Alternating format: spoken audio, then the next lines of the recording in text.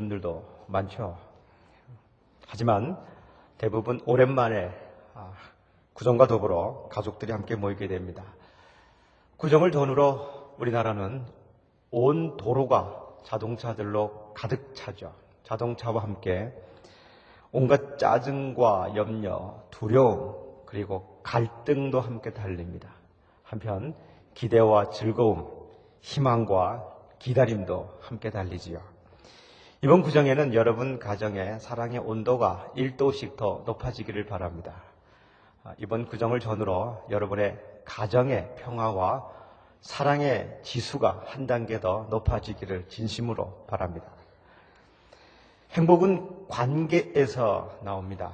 그래서 관계가 깨지면 행복이 깨지고 관계가 회복되면 행복도 회복되죠. 만나서 더 불행해지는 시간도 있고요. 만나서 행복해지는 시간이 있는데 이번 설, 이번 구정에 가족들의 만남은 여러분이 더욱더 행복해지는 시간이 되기를 바랍니다. 그런데 바람과 현실이 항상 같은 것은 아니죠. 행복을 바라지 않는 사람은 한 사람도 없지만 우리 모두가 다 행복한 것은 아니지 않습니까? 그 이유는 행복을 원하지만 행복의 길을 택하지 않기 때문입니다. 행복해지는 길은 하나님 말씀에 있습니다. 오늘은 우리가 베드로전서 3장 1절부터 7절까지의 말씀을 함께 읽으면서 가정의 행복을 위한 한 길을 함께 찾겠습니다. 이 말씀은 아내와 남편을 위한 충고입니다. 하지만 이 말씀은 가정의 화해와 평화는 물론 교회와 사회의 행복과 평화를 위하여 결정적으로 중요한 말씀입니다. 왜냐하면 가정이 깨지면 교회와 사회도 깨질 뿐 아니라 인류 자체가 위기를 맞을 수 있기 때문입니다. 가정의 파괴력은 그 어떤 핵폭탄과 지진과 해일보다 더 강합니다. 그런 면에서 오늘 이 말씀을 우리가 짧게는 설 연휴에 함께 실천하고 길게는 우리가 남아있는 생애 모든 시간마다 성실하게 실천할 수 있기를 진심으로 바랍니다. 먼저 우리는 이 말씀의 전후 문맥을 살펴볼 필요가 있습니다. 이 말씀의 전후 문맥은 베드로전서 2장 13절부터 시작해서 3장 끝까지 이어집니다. 이 말씀들은 모두 우리가 이 땅에서 나그네로 살면서 공평하지 못한 환경, 그 사회에서 하나님께서 선택하신 사람으로 어떻게 살아야 하는가, 이에 대한 권면의 말씀입니다. 그래서 2장 13절부터 17절까지는 사회악, 즉 공평하지 못한 사회에서 사는 시민으로서, 그리고 18절부터 20절까지는 의롭지 못한 주인 밑에서 일하는 종으로서, 그리고 오늘 본문 3장 1절부터 6절까지는 공평하지 못한 남편과 함께 사는 아내로서, 또 다음 본문 3장 8절부터 12절까지는 공평하지 못한 형제와 자매와 함께 사는 또 형제 자매로서, 그리고 또 다음 본문 3장 13절부터 17절까지는 공평하지 못한 비기독교 사회에서 사는 기독교인으로서 어떻게 살아야 하는가, 어떤 자세로 살아야 하는가에 대한 말씀입니다. 이 전후 문맥에서 공통적인 메시지는 순종하라입니다. 그 문맥에서 오늘 말씀도 아내들아 자기 남편에게 순종하라는 권면이 있습니다. 사실 이 메시지는 뜨거운 감자입니다. 여러분, 뜨거운 감자를 입에 물었다가 뜨거워서 뱉을 수도 없고 그 뜨거운 것을 다시 삼킬 수도 없는 당황한 경험을 해보셨습니까? 이 말씀이 그렇습니다. 설교할 수도 없고 안 할 수도 없고, 특별히 여성의 인권을 강조하는 이들은 이 메시지가 봉건적 사회의 유물이라고 해서 거부합니다. 굳이 여성운동가가 아닐지라도 현재 우리들의 정서는 아내들아 남편에게 순종하라, 이 충고를 공공연하게 선언하기가 쉽지 않습니다. 젊은 세대는 젊은 세대 나름대로 그렇습니다. 만약 제가 젊은 세대들에게 아내들아 남편들에게 순종하라. 그러면 당장 저를 9세대의 유물 또는 봉건주의자라고 또는 쉰세대의 사고방식이라고 비난할 것입니다. 어른 세대는 어떻습니까? 어른 세대도 마찬가지입니다. 제가 만약에 어른들에게 이 말씀을 했다가는 그렇지 않아도 아내에게 눈치 볼 일이 많은데 눈치 없이 상황 판단을 잘못하는 말을 하지 말라고 할 수도 있습니다. 이렇게 이 본문의 말씀은 우리들에게 성경 가운데 가장 뜨거운 감자 하나입니다. 또 한 가지 관찰되는 것은 아내들을 위한 권면의 말씀은 1절부터 6절까지 6개이고요. 남편을 위한 권면의 말씀은 7절 단 1개입니다. 이 사실 때문에 꼭 여성들을 차별하는 듯 합니다. 그 이유를 이렇게 설명할 수도 있어요. 결혼 생활에 있어서 남편의 역할보다 아내의 역할이 더 어렵기 때문에 길게 말했다. 현실적으로 남편이 그리스도인이 되면 그는 아내와 자녀들을 자연스럽게 교회로 인도할 수 있는데 한편 남편은 아직 그리스도인이 아닌데 아내가 먼저 그리스도인이 되었다면 그 아내는 앞으로 올라가야 할 문화적 계단들이 높고요. 넘어가야 할 사회적 장애물들이 아주 많은 것을 경험하게 됩니다. 어쨌건 이 말씀이 뜨거운 감자, 성경에서 참 건드리기 어려운 말씀 중에 하나입니다. 그럼에도 불구하고 우리는 하나님 말씀에 귀를 기울이면서 이 말씀을 함께 읽겠습니다. 먼저 1절, 2절을 읽겠는데요. 이제부터 여성들만 이 말씀에 귀를 기울여 주십시오. 남편들, 남성들, 전직, 현직 남편들, 앞으로 남편 되실 분들은 지금부터 귀를 막거나 또는 주무십시오. 주무시는 게 도움이 됩니다. 가정의 화평에 도움이 됩니다. 자, 아내들아, 1절, 2절 함께 읽겠습니다. 아내들아, 이와 같이 자기 남편에게 순종하라. 이는 혹 말씀을 순종하지 않는 자라도 말로 말미암지 않고 그 아내의 행실로 말미암아 구원을 받게 하려 함이니 너희의 두려워하며 정결한 행실을 범이라. 아직 남편들이 안 주무시네요. 주무시기를 바랍니다. 많은 아내들은 만약 내가 좋은 남편과 함께 산다면 내가 좋은 아내가 될 수 있다고 말합니다.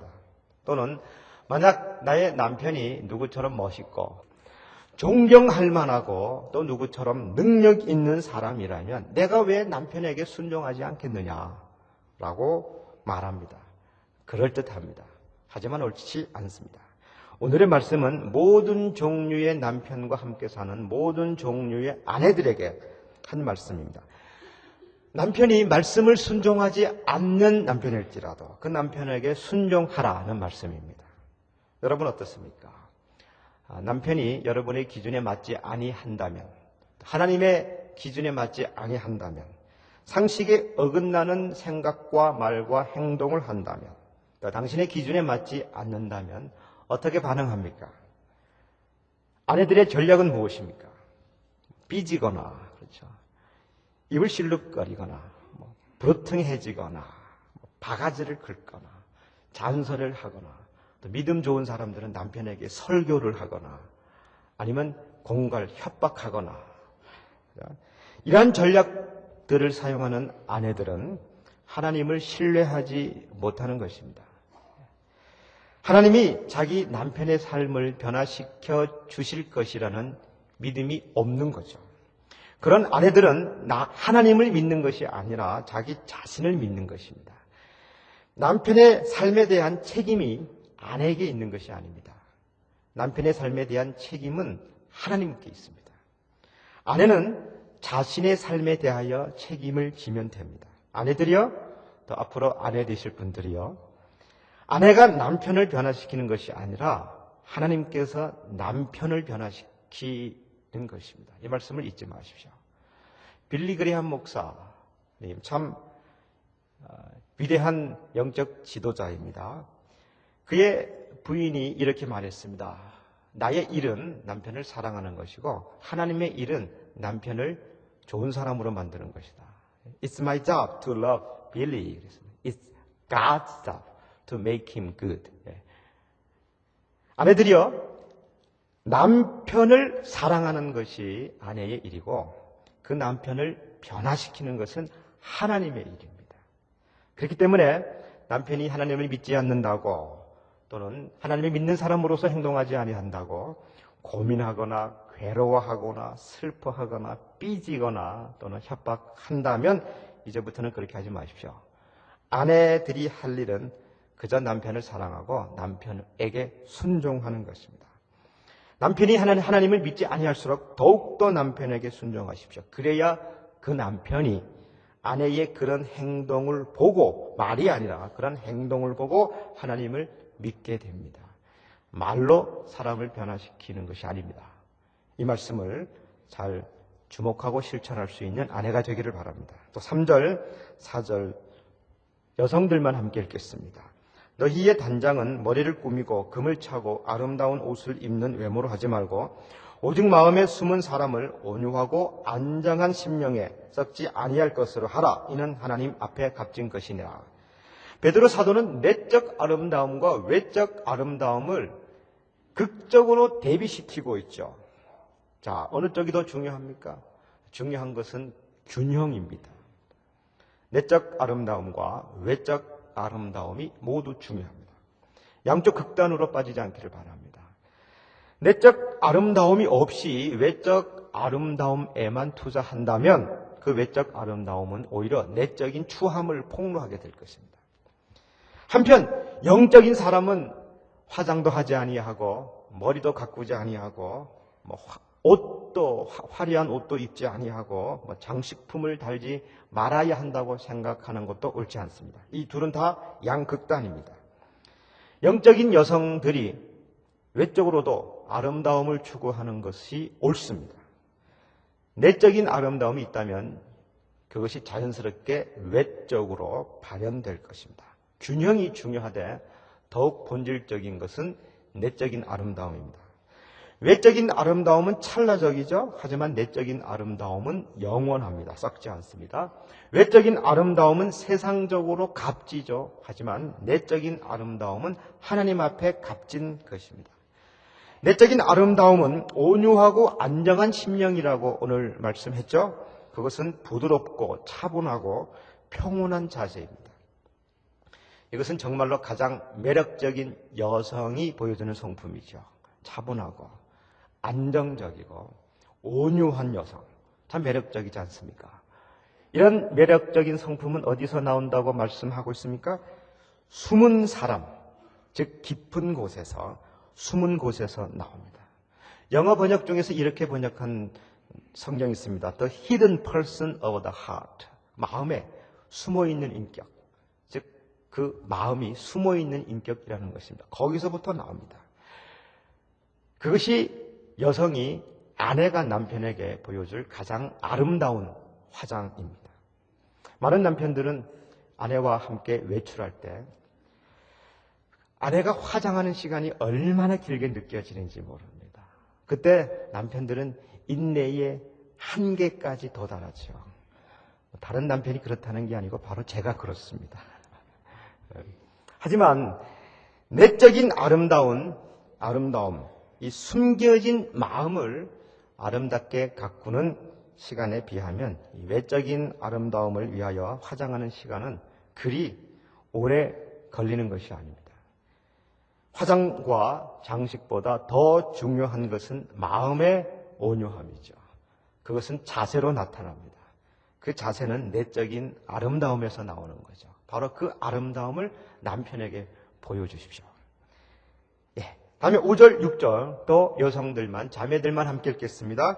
전에 하나님께 소망을 두었던 거룩한 부녀들도 이와 같이 자기 남편에게 순종함으로 자기를 단장하였나니 사라가 아브라함을 주라 칭하여 순종한 것 같이 너희는 선을 행하고 아무 두려운 일에도 놀라지 아니하면 그의 딸이 된 것이니라.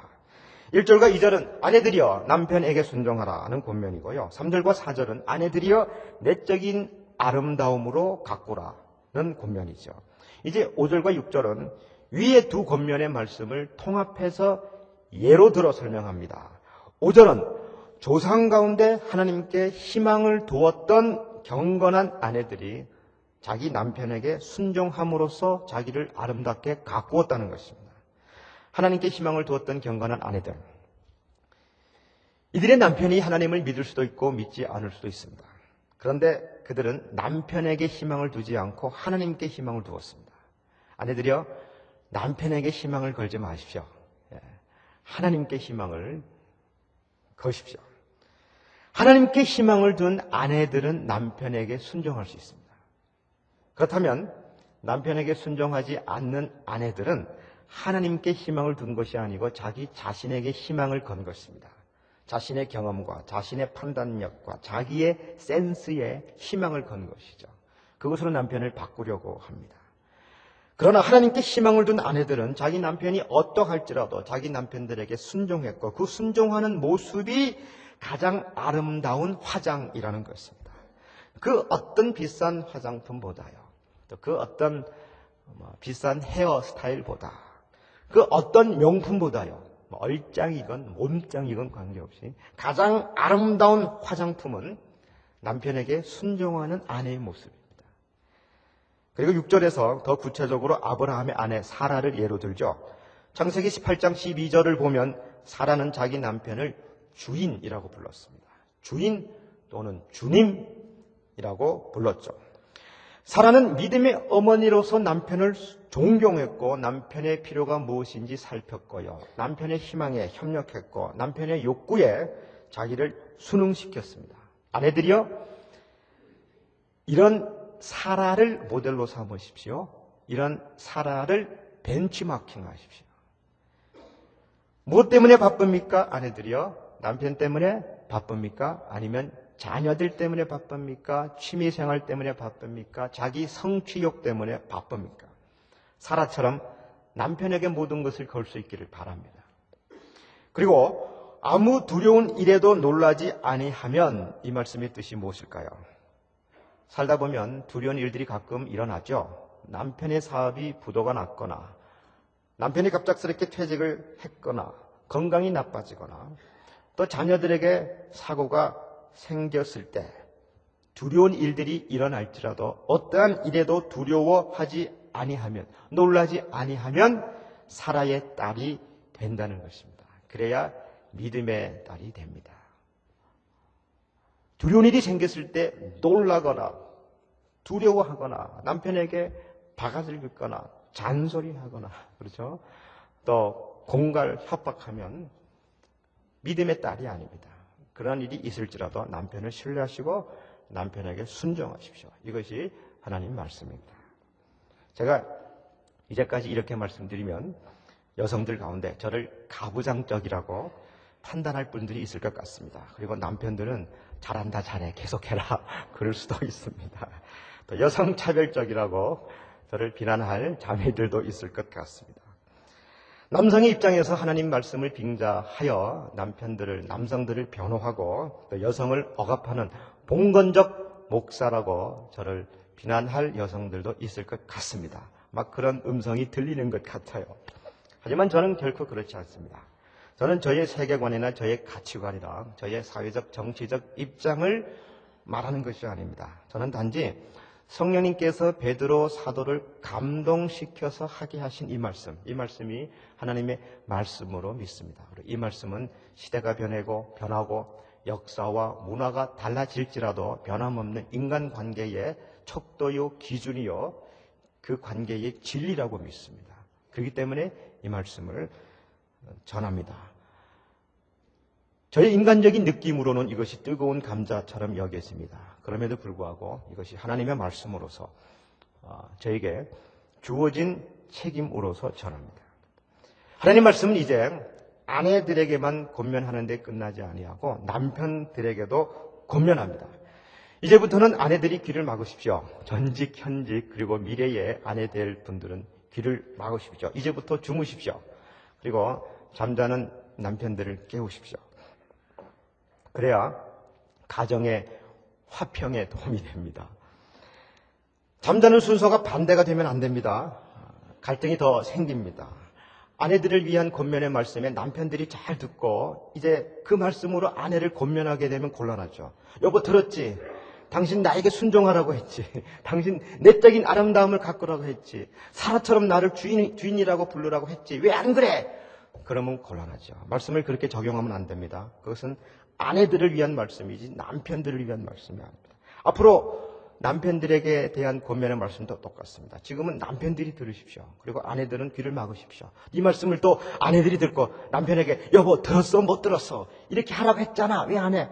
그러면 차라리 이 말씀을 듣지 않는만 못합니다.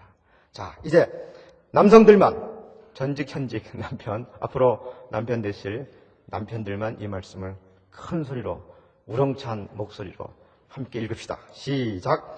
남편들아 이와 같이 지식을 따라 너희 아내와 동거하고 그를 더 연약한 그릇이요 또 생명의 은혜를 함께 이어받을 자로 알아 귀히 여기라. 이는 너희 기도가 막히지 아니하게 하려 함이라. 아내를 위한 권면은 6개의 절, 그리고 남편을 위한 권면은 단 한 절입니다. 하지만 그 강도에 있어서는 아내를 위한 6개의 절보다 이 한 개의 절이 더 강합니다. 몇 가지를 살핍니다. 첫째, 남편들아 아내와 동거하라. 동거하라. 참 적절하지 않은 번역입니다. 문자적으로는 틀리지는 않았지만 의미적으로는 옳지 않습니다. 우리가 현재 사용하는 말 동거, 그것은 결혼식을 하지 않고 사는 관계를 말하잖아요. 그러나 오늘 말씀의 동거, 이것은 헬라어로 순 오이케오인데요. 함께라는 의미를 갖고 있는 전치사, 즉 접두사로 순, 그리고 오이케오, 이것은 집에 함께 산다는 단어입니다. 이 두 단어가 합성되어서 동거라는 말, 순 오이케오가 되었는데 동거라고 번역하는 것은 옳지 않고 친밀하게 사는 것입니다. 어떻게 사는 것이라고요? 친밀하게 사는 것. 단 한 지붕 아래 사는 것을 의미하는 것이 아니고요. 호적상의 부부라는 것이 아니고 주민등록상의 부부라는 것이 아닙니다. 이것은 가깝게, 친밀하게, 따뜻하게 살라는 것입니다. 이것이 아내에 대한 남편의 책임입니다.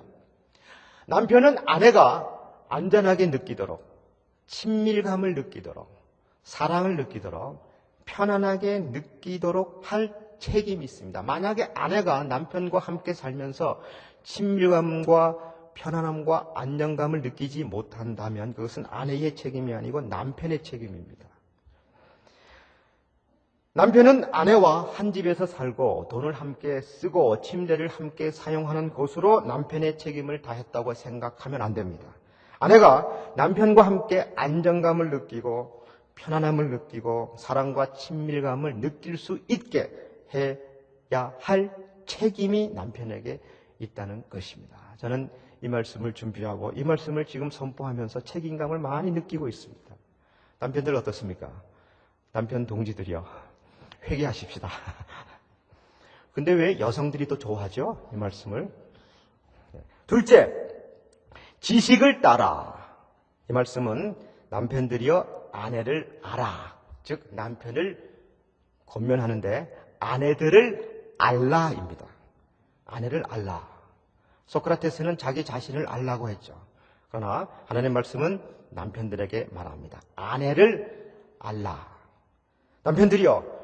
아내들을 잘 알고 있습니까? 물론 잘 알고 있죠. 고향도 알고 어느 학교 나왔는지, 몸무게가 어느 정도인지, 키가 몇 센치인지, 취미가 무엇인지, 좋아하는 음식이 무엇인지. 그러나 그 정도 알고 있는 남편도 괜찮은 겁니다. 그 정도도 모르는 남편들도 꽤 있기 때문이죠. 그러나요, 이 정도를 안다는 것이 아는 게 아닙니다. 남편이 아내에 대하여 알라는 것은 그 다음 말씀, 아내가 더 연약한 그릇인 것을 알라는 것입니다. 하나님이 여성을 더 아름답게, 더 정성스럽게, 더 고급스럽게 만드셨는데 왜 그랬습니까? 생명을 잉태하고 생명을 분만하고 생명을 키울, 즉 생명의 유업을 이을 자로 만드셨기 때문입니다. 그런데 그 그릇이 더 잘 깨집니다. 여성이 남성보다 더 잘 깨진다는 거죠. 이것은 단지 육체적으로 여성이 남성보다 더 약하다는 것을 의미하지는 않습니다. 이것은 통전적이죠. 정서적으로도 여성들이 남성보다 더 약합니다.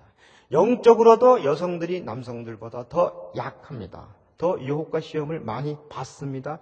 여성들이 더 잘 깨지는 그릇입니다. 이것을 알라는 거죠. 남편들이요, 남성이 여성보다 강하다는 것을 의식하고 자랑하지 마십시다. 여성이 더 잘 깨진다는 사실에 우리의 신경을 곤두세워야 합니다. 더 민감해야 합니다. 똑같은 자극에도 여성들이 더 크게 깨지고 더 큰 상처를 입습니다. 이 사실을 알라는 거죠. 어제 오후에 결혼을 준비하는 신랑 신부가 저를 찾아왔습니다. 저는 신랑 신부에게 항상 똑같은 비슷한 질문을 합니다. 형제요, 신랑에게 묻습니다. 신부를 잘 알아요? 물론 이제 언제 만났는가, 어떻게 만나게 되었는가 물어보면서 신부를 잘 아냐고 물어보면요. 대개의 신랑들은 예, 잘 알아요. 그래요. 그러면 제가 한번 얼마나 아는지 한번 확인해 볼게요. 신부가 이제 자매가 오늘 아파요, 오늘 피곤해요 라고 말한다면 신랑은 그때 신부에게 뭐라고 대답합니까? 평상시 하던 대로 해보세요. 그러면 글쎄요, 뭐 병원 가든지 약 먹고 쉬든지 아니면 집에 가서 자라고 하죠. 제가 신부에게 물어봐요. 신부, 신랑이 이렇게 말하면 기분이 어때요? 그러면 그냥 그래요, 그래. 그러면 신랑에게 또 물어봅니다. 그저 그런 게 아니고 무슨 말을 해주면 신랑이 아내가 정말로 감동을 먹겠느냐. 그러면 잘 몰라요. 제가 가르쳐 줄게요. 그러면서요. 만약에 아내가 또는 신부가 오늘 많이 피곤해요, 아파요 그러면 이렇게 말해봐라. 많이 힘들었구나. 많이 힘들지. 많이 피곤하구나. 그리고 터칭을 해주고 허깅을 해주라. 제가 신부에게 물어요. 만약에 신랑이 이렇게 나오면 신부가 기분이 어때요? 그러면 감동이죠. 그러면서 벌써 눈물이 글썽글썽 하려고 해요. 남편이 아내를 보고 아내의 문제를 보면 이 남성들은요 꼭 문제에 대해서 종합 분석하고 종합 대책을 세웁니다. 그래가지고 아내의 문제를 풀어주려고 이렇게 하라 저렇게 하라고 합니다. 이것이 남성들의 문제이기도 하고 특별히 저의 문제이기도 합니다. 저는 설교자로서 아내에게 설교하려고 하는 이 직업병이 있거든요. 그럴수록 대부분의 아내는 자존심이 상하고 무시당하는 것을 느낍니다. 아내가 여성들이 오늘 피곤해요, 힘들어요, 아파요 할 때 남편으로부터 요구하는 것은, 기대하는 것은 남편의 따뜻한 격려와 따뜻한 말과 위로와 터칭과 허깅인 것입니다. 남편들이 그것을 알아요? 남편들은 그것을 잘 몰라요. 이만큼 남자들이 여성들을 안다고 하지만 잘 몰라요. 그렇기 때문에 남편들은 아내의 피로, 아내의 아픔, 아내의 정서를 더 알아야 됩니다. 더 많이 연구해야 됩니다. 우리가 연수를 받고 직장 생활을 하듯이 사실 아내에 대해서 많이 공부하고 결혼을 해야 됩니다. 지금도 늦지 않았습니다. 지금부터 아내를 더 많이 알 수 있기를 바랍니다. 그런데 왜 제가 이 말씀할 때 여성들이 더 은혜를 많이 받죠? 여성들은 귀를 막으십시오. 그래야 가정의 행복이 옵니다. 셋째, 남편들이여 따라하십시다. 아내를 귀히 여기라. 아내를 귀하게 여기라. 이 말씀은 아내를 존중하라는 말씀입니다. 헬라어로 티멜을 보여주어라. 티멜은 티모데 또는 티모시, 즉 영어로 honor라고 번역하는 단어죠. 경의를 보아라. 또는 자녀들아 부모를 공경하라고 할 때 바로 그 단어를 사용합니다. 남편들아 아내를 존중하라, 존경하라, 공경하라, 아내에게 경의를 표하라. 이 단어가 베드로전서 1장 19절에도 사용되었습니다. 그리스도의 보배로운 피라는 단어가 나오죠. 보배롭다고 했을 때 바로 이 단어입니다. 남편들이 아내를 그리스도의 보배로운 피라고 말할 때 그 보배로움, 그 보배롭게 아내를 대하라. 아내를 가장 귀한 보물로 생각하라는 것입니다. 이 세상에서 가장 귀한 것으로 생활의 우선성에 있어서도 가장 먼저, 가장 급하게 해야 할 일이 아내입니다. 모든 것을 희생할지라도 아내를 가장 귀하게 여기는 것, 그것이 남편의 책임입니다. 그래야 남편들의 기도가 막히지 않습니다. 기도가 막힌다는 것이 숨 막혀 죽는다는 것이 아니고요. 하나님과의 관계가 끊어지지 아니한다는 겁니다. 즉, 아내를 친밀하게 사랑하고 아내의 필요를 모두 알고 아내를 귀하게 여길 때 하나님과의 관계가 회복됩니다. 그래야 영적 성장이 멈추지 않습니다. 그래야 영성이 구체적으로 열매를 맺게 됩니다. 영적 성장 또는 믿음 또는 영성을 말해도 아내와의 관계가 이 말씀처럼 구체화되지 아니하면 그 영성은 헛된 것이죠. 자, 이제부터 남편과 아내가 함께 귀를 여십시다. 우리들은 남편들에게 어떻게 대하고 있습니까? 또 남편들은 아내들을 어떻게 대하고 있습니까? 정말 아내들에게 경의를 표하고 있습니까? 아내들의 필요를 잘 알고 있습니까? 아내들이여 남편을 정말로 주님께 순종하듯 그 사랑으로 순종하십니까? 우리는 지금 우리 주변에서 통계표를 꼭 보지 않아도 우리 주변의 이웃들과 친척들과 친구들의 가정이 얼마나 많이 깨지는지, 얼마나 많은 갈등을 겪고 있는지 알고 있습니다. 그리고 한번 떨어지기 시작하면, 추락하기 시작하면 희망이 없는 것 같죠. 한번 절망의 나락에 떨어지기 시작하면 다시 올라오기가 불가능한 것처럼 느껴질 때가 정말로 많습니다. 이때 베드로전서 3장 1절부터 7절의 말씀을 실천해야 희망이 있습니다. 아내들이여, 바로 아내의 행동과 아내의 내적 아름다움과 아내의 자세와 아내의 순종이 가정생활에 결정적으로 중요하다는 사실을 잊지 마십시다. 남편들이여, 아내들과 친밀한 관계를 유지하고 아내의 필요를 더 깊이 알고 아내에게 모든 존중과 경의를 표하십시오. 그래야 희망이 있습니다. 자, 이제까지 결혼 생활이 어떠했는지 상관이 없습니다. 이제부터 다시 시작할 수 있습니다. 또 남편이 과거에 어떠했든지 또 지금 어떠하든지 상관없습니다. 그럼에도 불구하고 아내가 할 일은 변함없습니다. 또 아내들이 과거에 어떠했든지 지금 어떠하든지 상관없습니다. 남편들이 해야 할 일은 하는 것입니다. 남편들이 할 일은 변함이 없습니다. 바로 베드로 3장 1절부터 7절의 말씀이 우리 가운데 관계가 깨어지는 이 갈등 속에 있는 관계가 회복되는 희망의 말씀입니다. 이 말씀이 이번 설 연휴 가족들이 모였을 때 먼저 구체적으로 실천될 수 있기를 바랍니다. 그리고 앞으로 남아있는 생에 우리가 부부로 함께 살 동안 이 말씀을 성실하게 지킬 수 있도록 그러한 저와 여러분이 되기를 간절히 바랍니다.